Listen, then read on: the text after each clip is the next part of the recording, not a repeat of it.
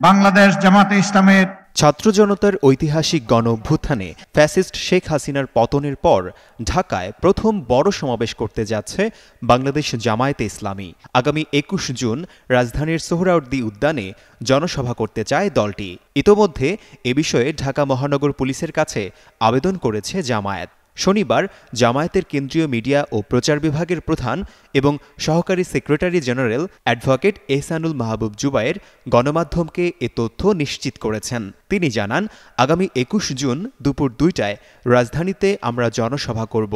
প্রাথমিকভাবে সোহরাওয়ার্দী উদ্যানের জন্য ডিএমপির কাছে আবেদন করা হয়েছে। সমাবেশে জামায়াতের শীর্ষ নেতৃবৃন্দ উপস্থিত থাকবেন। পাশাপাশি সমমনা রাজনৈতিক দলের নেতাদের আমন্ত্রণ জানানো হবে। তিনি আরও বলেন, এটা নির্ভর করছে উদ্যান বরাদ্দের ওপর। প্রস্তুতিও চলছে। বিস্তারিত দলের পক্ষ থেকে পরে জানানো হবে। অভ্যুত্থানে শেখ হাসিনার পতনের পর রাজধানীতে একাধিক সমাবেশ করে বিএনপি সহ বেশ কয়েকটি রাজনৈতিক দল। তবে জামায়াতকে রাজধানীতে বড় কোনো সমাবেশ করতে দেখা যায়নি।